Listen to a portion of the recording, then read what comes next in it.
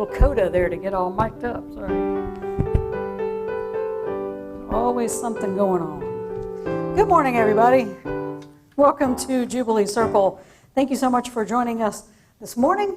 Wherever you are out there in YouTube or Facebook land, we are so glad that you are here with us this morning. We are continuing our Via Positiva theme of the Great Wide Open.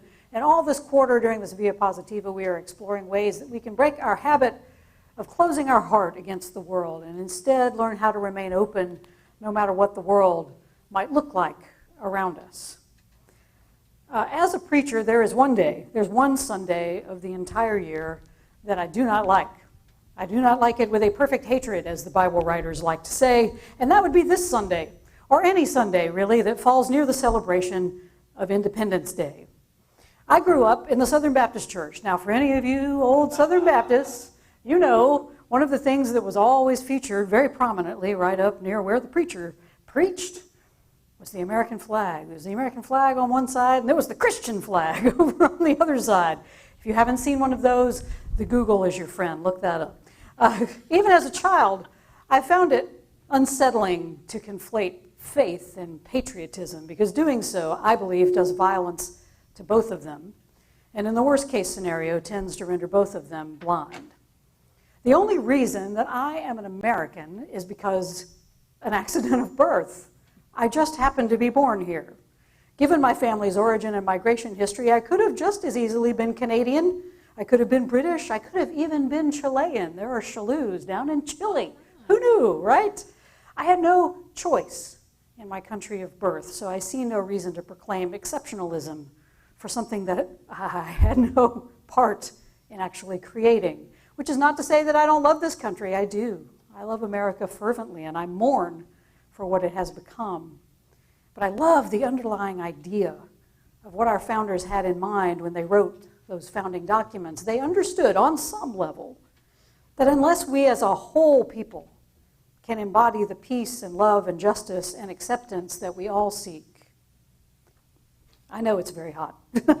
I'm going to fix that in a minute. They understand, and I don't know why, it didn't before, anyway. Our founders, let's go back to them.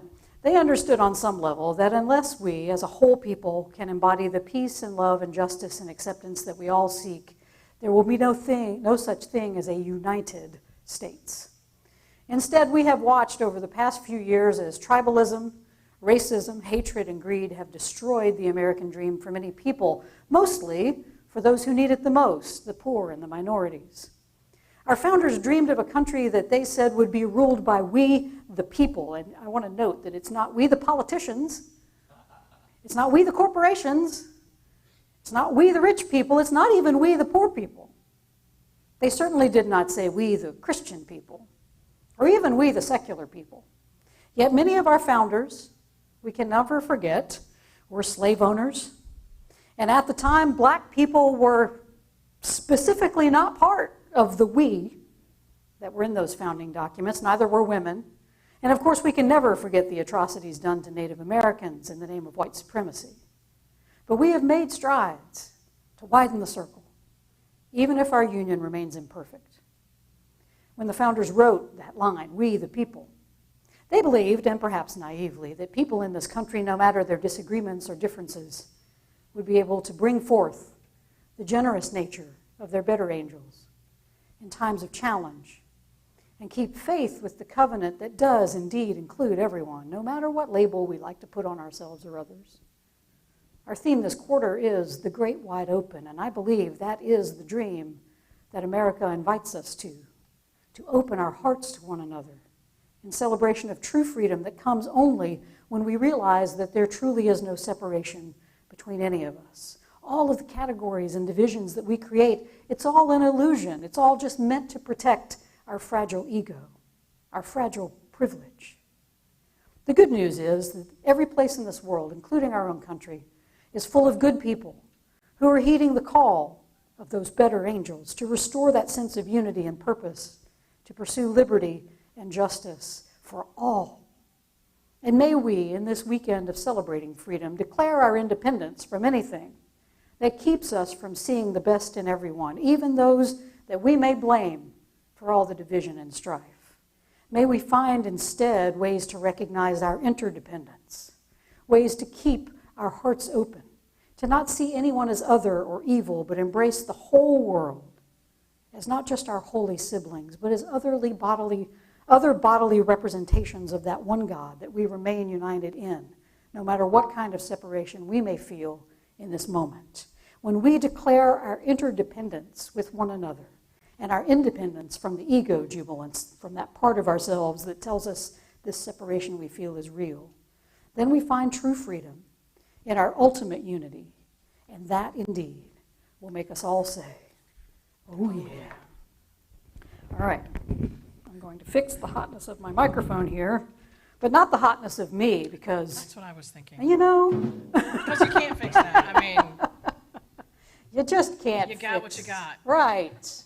I was endowed by my... Well, I was not endowed by anyone, really. We're all endowed by our Creator.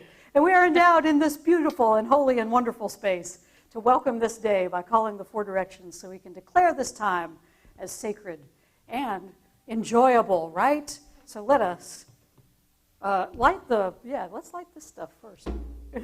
Yeah, y'all play some drums. We'll figure it out in a day.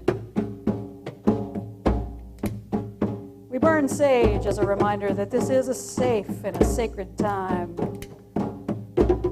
When we understand, though east and west, north and south may seem all independent, that indeed they are interdependent upon one another in the seasons, in the way the wind blows, and the way our lives are ordered. We must have all four directions to live in this sacred world. Let us turn and face the east. Holy One, on this weekend that we celebrate freedom, we give thanks for the beautiful dance of freedom that the sun does for us every morning as it rises in its holy rhythm to make its daily dance across the sky. Remind us, Holy One, that our own lives are a holy dance. Help us to break free of anything holding us back from our dance of freedom this day and every day. Quarter turn to the right and we face the south. Holy One, we thank you for the sweaty dance of freedom from the south. We thank you for the warm breezes that grant freedom to the plants and vegetables that can only grow during this warm time. We give thanks for fur that flies as our animals shed their winter coats to welcome the warmth. Help us to shed our own heavy coats of worry and despair and enjoy this summer dance of freedom. Quarter turn to the right and we face the west. Holy One, as the stars begin their dazzling, twinkling dance in the night sky, remind us of our place in this universe. On this speck, in this molecule of a universe in the vastness of space, remind us that those problems that plague us every day have no power over us.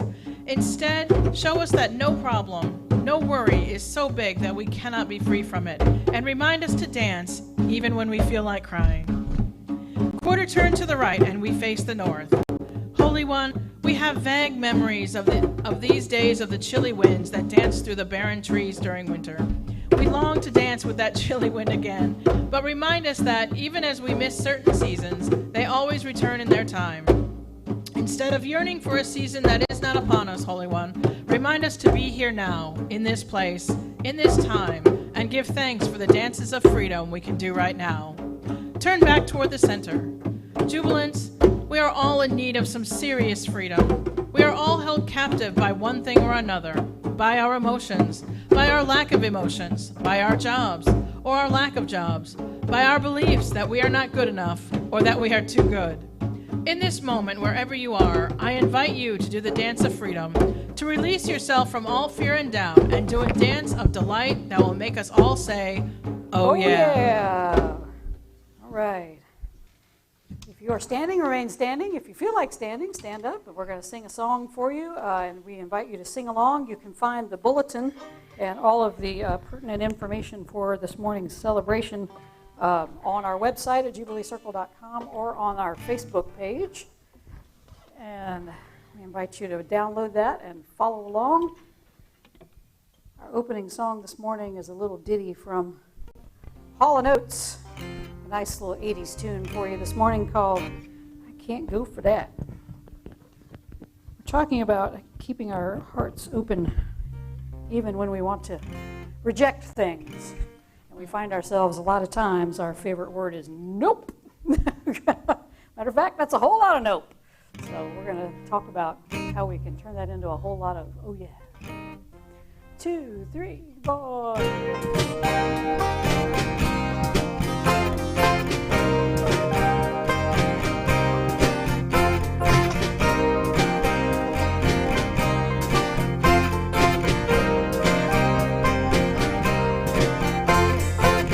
Easy, ready, willing, overtime. Where does it stop? Where do you dare me to draw the line? You got the body, now you want my soul. Don't even think about it, say no go, yeah. I'll do anything that you want me to, yeah. I'll do almost anything that you want me to, yeah. But I can't go for that, no, no. No can do, I can't go for that, no, no. No can do, I can't go for that, no, no. No can do, no, I can't go for that, can't go for that, can't go for that, can't go for that.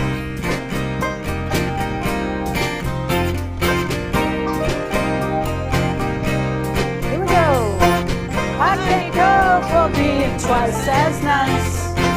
I can't go for just repeating the same old lines. Use the body, now you want my soul. Oh, forget about it, now say no go, yeah. I'll do anything that you want me to, yeah. I do almost anything that you want me to, yeah. But I can't go for that, no, no. No can do, no, I can't go for that, no, no. No can do, I can't go for that, no, no. No can do, I can't go for that, can't go for that, can't go for that, can't go for that, yeah.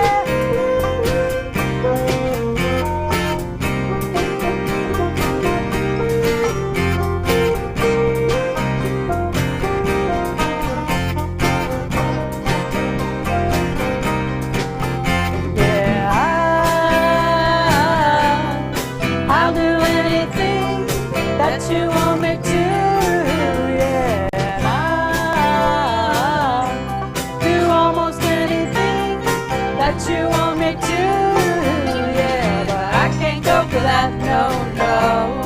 No can do, I can't go for that, no, no. No can do, I can't go for that, no, no. No can do, I can't go for that, can't go for that, can't go for that, can't go for that, yeah.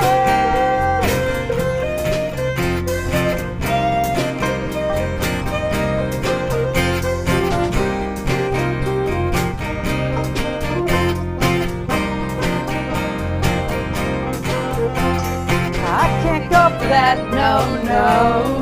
No can do, I can't go for that, no, no. No can do, I can't go for that, no, no. No can do, I can't go for that, can't go for that, can't go for that, can't go for that. Oh yeah. All right, so you can be seated if you were standing for that. If not, sit back, relax, recline, and thank you so much again for joining us here at Jubilee Circle virtually.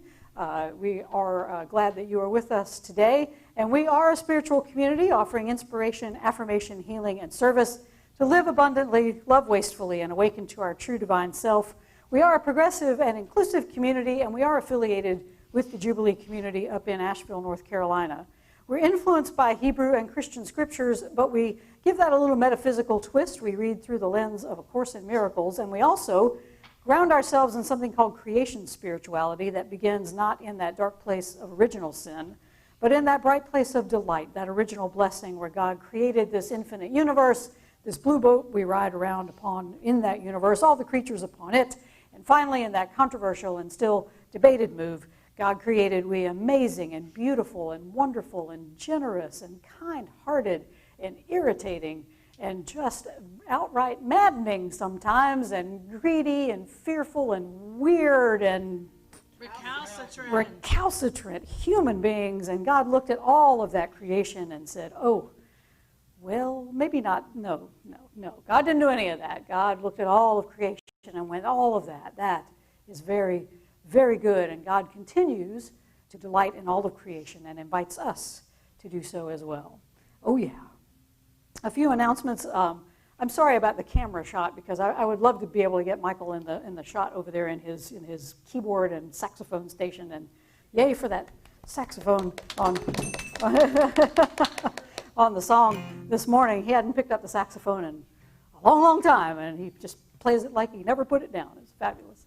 And thanks to the band, we'll just go around and introduce the band. Janice Mewborn over here on banjo and vocals, doing a wonderful job as always. Tricia Falk here on guitar and vocals. Michael Reisman on violin, viola, saxophone, keyboards, guitar, the whole enchilada over there. Beth D. Hart on the drums and percussion. Just drums. Just drums. No, way more than drums. Just drums is enough. I mean, those are a lot of things over there. I only got one. So, and Keith Edwards over here, resident vegan on the bass. Peace, love, and vegan. That's what we love about Keith. All right. So next Sunday we will continue our Via Positiva theme of the Great Wide Open. Unless something else comes up, we'll be using music from birds as we learn to open our heart to ambiguity. I like the song. It's not a universal opinion, but okay. We were, and I haven't talked to the board about this, but I think I can probably read their minds on this. We were going to talk about, after today, reopening the building and letting people come back in and doing some social distancing with masks and all that fun stuff to make it safe to come back into the building. But I think just this weekend we hit another record, right, in positive testing for COVID cases. So I have a feeling that the rest of July will be much like it was in the end of March, April, and May, and June. And y'all can tune in every Sunday from the safety of your own homes. It seems like the curve is not flattening, it's just going woo. So we're going to try to keep everybody safe, and I think this is probably one of the best ways to do it. But keep look out on the website and the Facebook page for official notification of that. Right, of course. Right, when we can come back together, and hopefully that will be sooner rather than later, we are still going to be broadcasting. So you'll still be able to get your virtual Jubilee no matter where you are in the world. So that's the good news. That's the good news out of all of this. So there you go. Let's see. Any other announcements? Anything else y'all can think of that we need to, or shout outs or anything? Good news on Lynn. She went home, so she's at home having a good time. Hope if you're tuned in, Lynn, we love you. And our Zoom talkback will be coming up after the celebration, and that link is on the website, jubileecircle.com, also on the Facebook page. So please join us for that. All right. Hear these wise and holy words. From the Jesus story, from the book of Matthew, chapter 11. But to what will I compare this generation? It is like children sitting in the marketplace and calling to one another. We played the flute for you, and you did not dance. We wailed, and you did not mourn. For John came neither eating nor drinking, and they say, he has a demon. The Son of Man came eating and drinking, and they say, look, a glutton and a drunkard, a friend of tax collectors and sinners. Yet wisdom is vindicated by her deeds. From A Course in Miracles, chapter 6. You cannot love what you do not appreciate, for fear makes appreciation impossible. When you are afraid of what you are, you do not appreciate it, and will therefore reject it. As a result, you will teach rejection. The power of the sons of God is present all the time, because they were created as creators. Their influence on each other is without limit, and must be used for their joint salvation. Each one must learn to teach that all forms of rejection are meaningless. The separation is the notion of rejection. As long as you teach this, you will believe it. This is not as God thinks, and you must think as he thinks if you are to know him again. From the Muslim mystic poet, Rumi. the guest house. This being human is a guest house. Every morning, a new arrival. A joy, a depression, a meanness. Some momentary awareness comes as an unexpected visitor. Welcome and entertain them all, even if you are a crowd of sorrows, who violently sweep your house empty of its furniture. Still treat each guest honorably. He may be clearing you out for some new delight. The dark thought, the shame, the malice, meet them at the door laughing and invite them in. Be grateful for whatever comes, because each has been sent as a guide from beyond. These are wise and holy words. Thanks be to the holy. All creation is holy word. All creation speaks volumes of the holy. Hallelujah. All right, let's stand and sing. 2, 3, 4. Okay, I have no idea what this song sounds like, so. I know, I got there now. 2, 3, 4.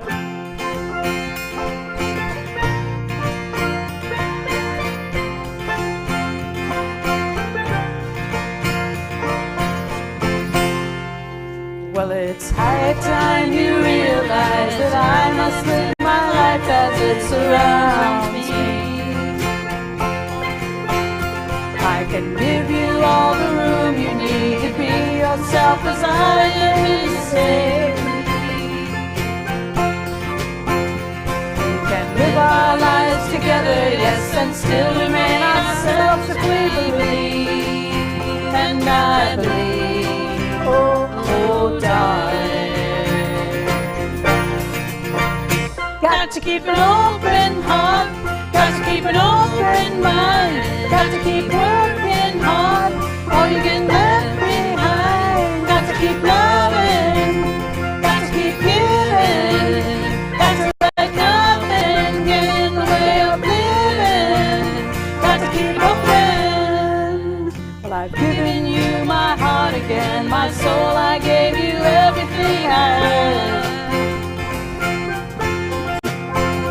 Yes, and just as there's a special part of you that's yours alone to keep, I'm glad. There is so much we can do together, everything you need if we believe. And I believe, oh darling. Got to keep an open heart, got to keep an open mind, got to keep working hard, or you get left behind. Got to keep loving, got to keep giving, got to let nothing get in the way of living. Got to keep an open heart, got to keep an open mind, got to keep working hard, or you get left behind. Got to keep loving, got to keep giving, got to let nothing get in the way of living. Got to keep open. Oh yeah, all right. So our song this morning for our message time is sponsored by coffee. The bean that keeps you lean. Just making stuff up this morning. Our song comes from singer and songwriter K.T. Tunstall. The song is called Feel It All. It comes from her 2013 release called Invisible Empire Crescent Moon. 2, 3, 4.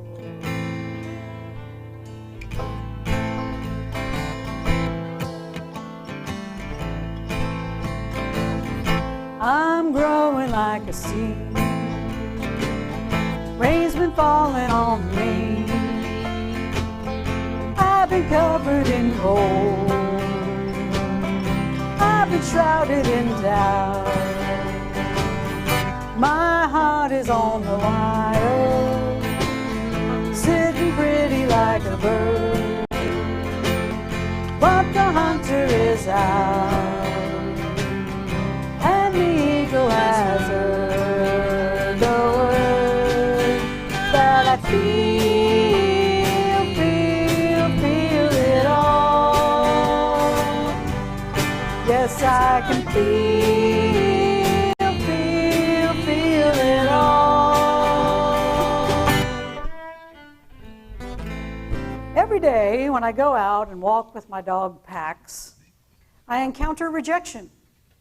Inevitably, usually as we approach the post office near my house to check the mailbox, someone will see Pax and they will immediately get this look of terror in their eyes and they will back away from him. Now, I would understand if I were walking my other dog, which is a 120-pound German Shepherd, that kind of reaction would be natural, right? But Pax is 33 pounds, soaking wet, and he's not very happy when he's soaking wet. In addition to that, Pax is a very social dog. He adores people. He wants to meet and greet every human being that he sees, even if they are way across the parking lot. He sees a human, he's going. No matter how shifty they might look to me, Pax loves them. He has never met a stranger. There are some strangers, though, who definitely do not want to meet him. What is the source of the rejection of my sweet little doggy? Habit. I suspect that many of these people have been told over the course of their lifetimes that dogs are dangerous, either because of some cultural assumption or because maybe their parent or guardian got bitten or attacked by a dog once. Now all dogs are suspect. Perhaps the person who is afraid of dogs themselves were attacked or bitten by one, and now they associate all dogs with that trauma, so they reject every dog as potentially being vicious, even happy, small, panting ones who may actually lick you to death, if nothing else. And I can tell you that Pax hates it. He is visibly crestfallen when someone refuses to pet him or just outright avoids him. All he wants is to be seen. He wants to be acknowledged, given a little scratch under the chin, and in the end, isn't that really what we all really want? To be seen, to be loved for who we really are, not what others might think about us because they have some manner of habitual aversion that truly has nothing to do with us. Don't we really all just want a little scratch under the chin now and then? Come on. We do it all the time. We close our hearts up tight to things that bring up fears or worries or memories of something that might have happened to us in the past. We reject automatically, even without even consciously thinking about it, things and people and places and animals and worldviews or anything else that produces some sort of fear or aversion, some weird feeling within us. Sure, from an evolutionary standpoint, we are cautious not to pet any big doggies or kitties out in the wild for fear that we might be eaten. But these kind of reactions that we have now, they're not products of evolution, but instead we have developed them through our desire to avoid what we don't want and attract what we do want. Well, what's wrong with that, you might wonder, and you wouldn't be wrong to wonder that. It would seem that our entire existence in this bodily world is consumed with trying to manipulate the outside world to give us what we want and not give us what we don't want. We see someone with a dog and we remember the pain of being bitten and we shy away from the dog. We avoid any situation that might end up like one we may have encountered before. But here's the thing. That old situation, it's not happening right now. It's long gone. And the only reason that it's here right now is because you've held on to it and you bring it right up. You make it the rule for your life. All dogs are bad. Avoid all dogs. But in your rush to avoid every canine you encounter, you have given up your chance to meet Pax, my little dog, whose name, of course, is Latin for peace. And if you actually could meet some peace, you'd have your whole attitude, not just about dogs, but about everything, changed. We miss the potential for peace. We miss the potential for any truly life-changing experiences in every moment because we just habitually reject everything we think might cause us to feel some emotion or reaction or action that we don't want to experience. The homeless guy on the corner, he makes you uncomfortable. You reject him. You don't make eye contact, shuffle away quickly. Ain't got no money, bud. The rope on the sidewalk, it reminds you of that snake you once stepped on. So you gasp in fear. You run the other way. Someone looks like your ex across the street. And you duck and hide because you don't even want to say hello. Rejection. We do it all the time. We experience it all the time, too. When others have abandoned us, judged us, or closed their heart to us in some way. What is missing in all of this, according to A Course in Miracles, is appreciation. This is the key to breaking our habit of rejecting and feeling rejected. You cannot love what you do not appreciate, today's reading says. For fear makes appreciation impossible. When you are afraid of what you are, you do not appreciate it and will therefore reject it. As a result, you will teach rejection. This is the heart of our fear, Jubilants, and I hope you didn't miss that in our reading. When you are afraid of what you are, you do not appreciate it. We're not afraid of other people. We're not afraid of dogs or snakes or homeless people or even our exes. We are afraid, deeply afraid, of who we truly are. That beloved, innocent, worthy, and amazing child of God.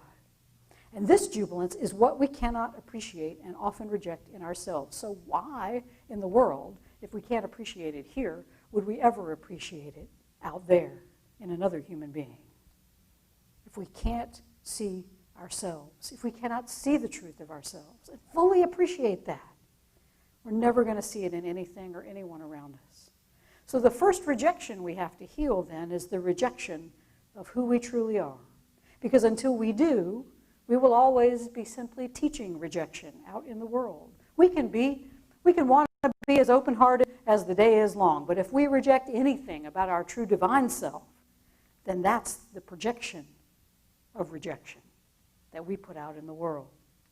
So how do we begin to heal that self-rejection and project appreciation?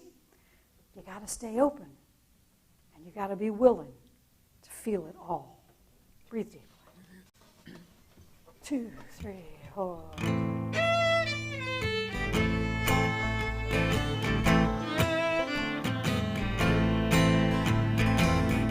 I'll look into the sky, and I'll be listening to the stars,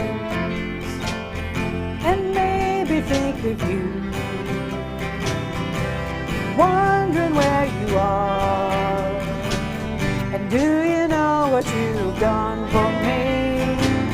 You've made my branches grow, and they can play with the wind, and they can carry the snow. That I feel it all. Yes, I can feel it all. Jesus and his cousin, John the Baptist, knew a thing or two about rejection. They were rejected by the very people that they both came to save, as well as the authorities of the day who saw them as ultimately a threat to their power. Jesus illustrates this point in today's reading by telling the story of children shouting to one another in the marketplace. One group accuses the other of not dancing when they play the flute, while the other group complains no one wails with them whenever they mourn. And what Jesus is illustrating here are the two extremes of life. We want to dance and we want to party, and we want no part in mourning. And Jesus, of course, represents this new way of life, the one filled with celebration and music and embracing all the beauty of life. And John is seen as the other side of the coin. That's his emphasis on the seriousness of life, how we must mourn and sacrifice for this world. Biblical commentator Douglas R.A. Hare says today's Jesus story is about children who cannot play together. That doesn't sound familiar at all, right? They reject one another because they cannot agree on what life should be about. Is it a time to celebrate and dance like at a wedding, or is it time to mourn like at a funeral? Hare concludes that children who cannot respond positively to any suggestion end up playing nothing.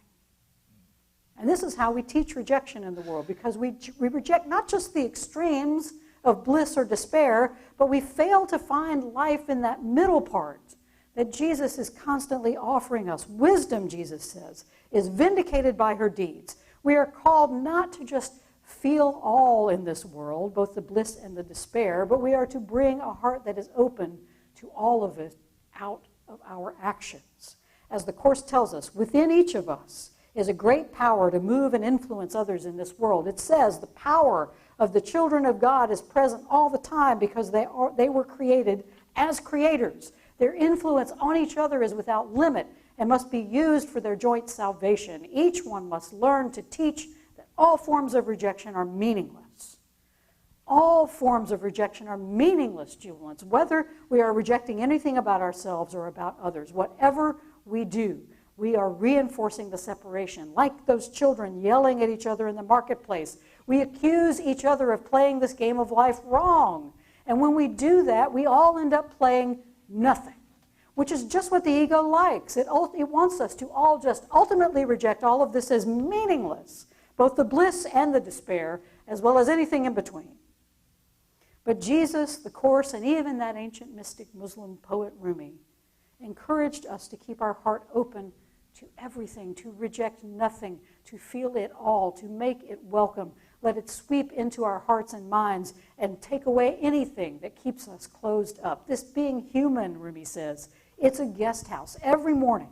A new arrival, a joy, a depression, a meanness, some momentary awareness comes as an unexpected visitor. Welcome and entertain them all, even if they are a crowd of sorrows who violently sweep your house empty of its furniture. Still treat every guest honorably. He may be clearing you out for some new delight. Life is a dance, jubilants. It's a celebration. It's a wedding, but it's also full of sorrow. It's also full of mourning and funerals, and there is a time when we will dance. There is a time when we will weep, and there is a time for everything else in between, the boredom and the terror and the joy and the horror, and we close ourselves off to any of it at our own peril.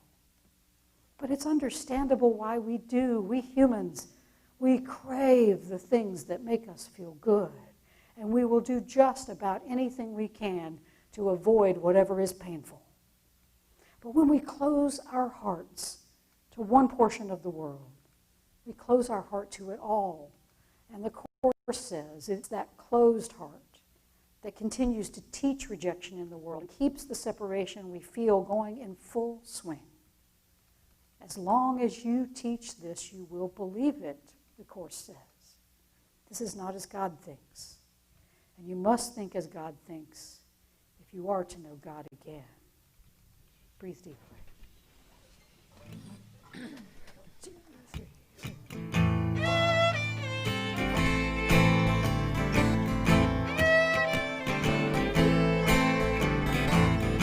I'm growing like a seed.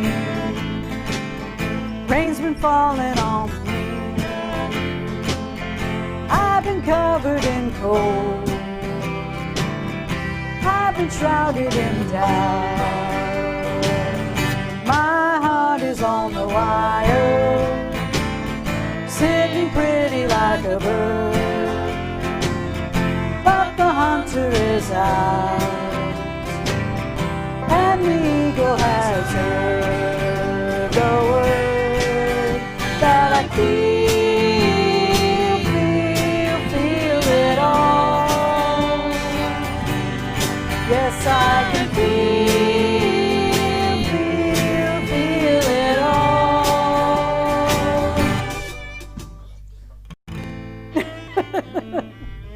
For some people, my dog Pax represents an unwanted guest in the house of their lives, something they see as a threat. It's not just my dog, of course, but any dog triggers this old pattern. By following their habitual reaction of closing down, they avoid having to give up their old belief that all dogs are bad, even if they have a chance to learn that not all dogs are vicious and some dogs can actually bring a lot of joy into your life. But their real fear, as we have learned this morning, has really nothing to do with dogs or any other experience they have had in their lives. What they, and all of us, of course, fear, is that if we open our hearts to everything that comes our way in this world, we're going to be asked to change something that we believe is fundamental to our identity. If we give up our fear of dogs, who will we be? If we give up our fear of anything that we have built our entire identities upon, then who do we become? Staying open feels like we have to sacrifice something vital to who we believe we are. Our deepest fear is not that we may realize the truth about ourselves, that we are not these bodies, that we are not these ego-created identities, that we are not our fears or desires or even our happiness. All of those identities have been built on one extreme or the other, the illusion of either bliss or despair. Remember, the Course is teaching us today, you cannot love what you do not appreciate. For fear makes appreciation impossible. When you are afraid of what you are, you do not appreciate it. Therefore, you will reject it, and as a result, you will teach rejection. When we reject who we truly are, Jubilants, all we teach in this world is rejection. Even if we're trying to change the world for the better, everything we teach comes from one thing, whether or not we have first fully embraced who we truly are. Have you embraced the infinite fact that you are beautiful, that you are innocent, that you are beloved, that you are an amazingly powerful divine being clothed in a human body who has the power to save the world? Do you appreciate that about yourself? Until you do, you're going to be just like those kids in the marketplace, shouting at each other that they're doing this thing we call life all wrong. And aren't we always shouting at each other for living life wrong? Don't we do it on Facebook every day? Right? Someone out there is doing it wrong.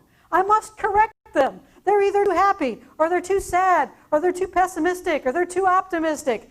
Any negation of life, according to spiritual master Meher Baba, would make humans inhuman, he says. Divinity is not devoid of humanity. Spirituality must make us more human.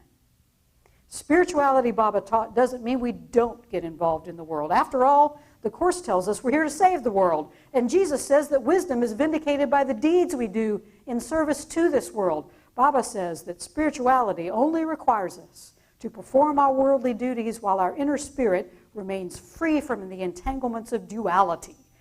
Running away from life, from feeling it all, implies fear of life. Baba says spirituality instead consists in meeting life adequately and fully without being overpowered by the opposites. Spirituality consists in meeting life adequately and fully. Meet life fully. We're not withdrawing. We meet it adequately and fully without being overpowered by the opposites. We cannot cling exclusively to either the wedding dance or the funeral mourning. Instead, we must feel it all and reject none of it. If we can train ourselves to remain open, to be willing to feel it all, we will become both more divine and more human. We touch the divinity within by opening ourselves to both the pain and the joy of this bodily world. We are here to teach, and we are also here to be taught. And it is in our daily interactions with life that we do both. The trick is not to be overwhelmed by either extreme, but to allow the world to touch us and then pass through us. We do not hold on to any experience, whether we judge it as good or bad. We simply just stay open. We allow it to be what it is and to let it go. The dark thought, the shame, the malice, Rumi writes, meet them at the door laughing and invite them in. Be grateful for whatever comes, he says, because each has been sent as a guide from beyond. I invite you, Jubilants, embrace it all. Embrace the marriage joy, but embrace the funeral sorrow too, and everything in between. Allow it to come inside, to sweep you clean of everything it is you think you fear, everything you have rejected about yourself and others. You are being cleared out, not as a sacrifice, to make room for new delights, new ways of living, being, and as an invitation to live into that ultimate peace that passes all understanding. This is an invitation to become more deeply human, as well as more deeply divine. You cannot love what you do not appreciate, the Course says, for fear makes appreciation impossible. So I invite you today, begin to appreciate all that you truly are. Because when you can embrace the magnificence of that, then all you will ever teach is love. And the rejection that makes the separation that we think we see in this world possible, it will disappear. And in that moment, we all get to say, oh yeah. 2, 3, 4. Sorry.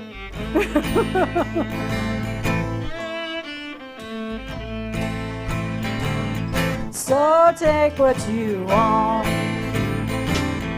leave what you don't need. I'll go looking for you. You keep your eye out for me, 'cause our hearts are on the wire, sitting pretty like a bird. But the hunter is hunted, and the eagle is ours. We can feel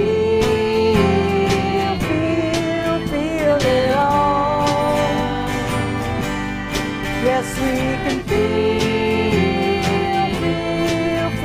it all. And we can feel it all. Yes, we can feel it all. One more time. And we can feel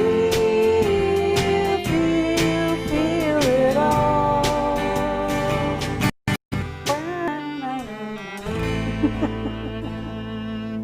Oh yeah. All right, I invite you during this prayer time, if you have your own bowl, you're free to ring it and sing it. If you don't, we'll do that here for you.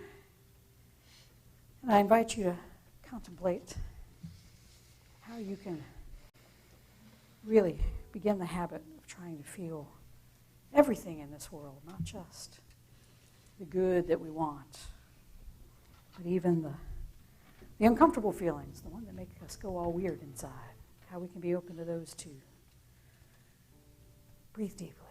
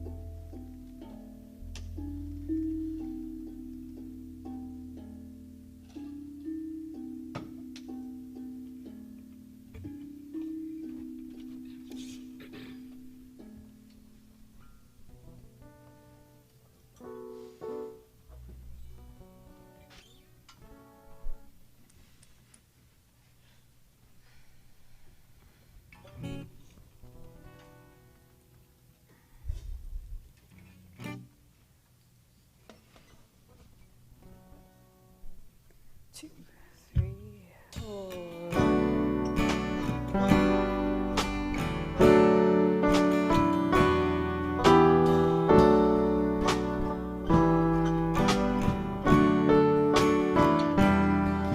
There's a new territory that I'd never seen before, like a fire transformation breaking through to my core, shining bright in the darkness. I can see the light of day. There's a new territory.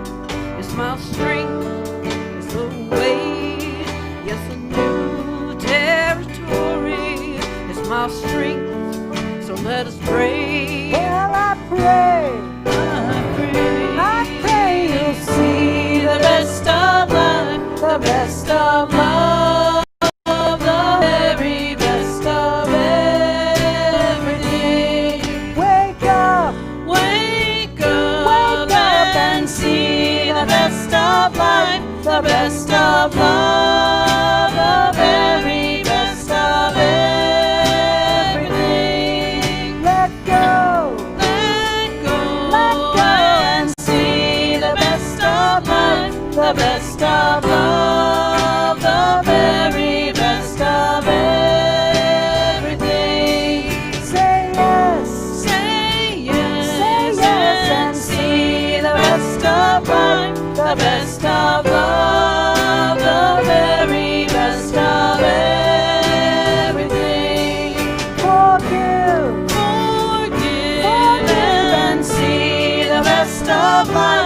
the best of love, the very best of everything. Well, I pray we'll see the best of life, the best of love, the very best of everything.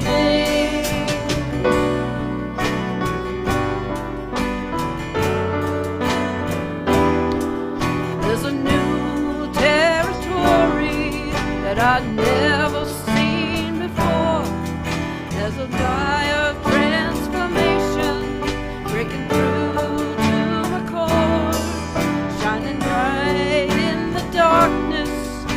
I can see the light of day. There's a new territory. It's my strength, it's my way. There's a new territory. It's my strength. So I pray. Well, I pray that you We'll see the best of life, the best of love, the very best of everything. Well, I pray we'll see the best of life, the best of love, the very best of everything.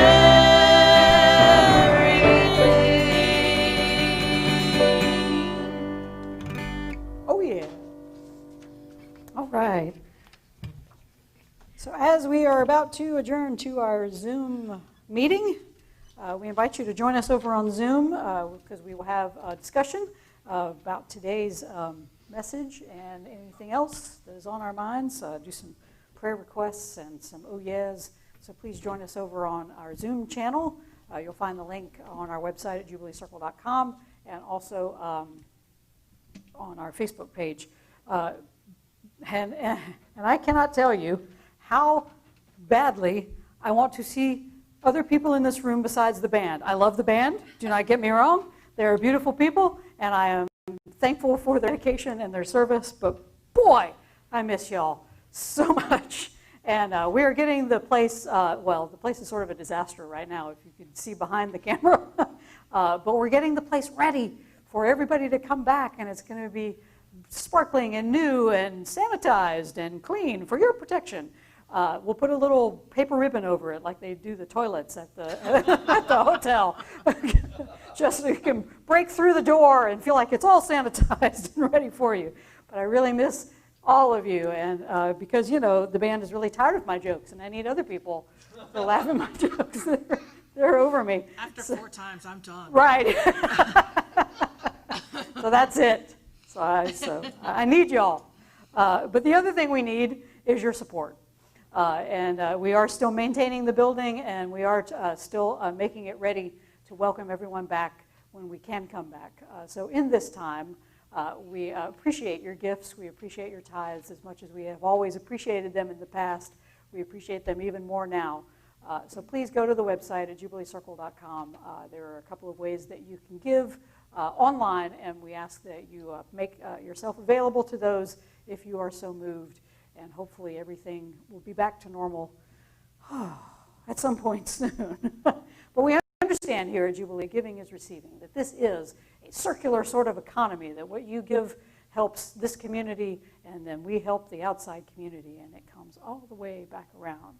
So we affirm that God's love has always met and will always meet my needs. I give freely and receive joyfully, knowing that giving and receiving are the same. Oh, yeah.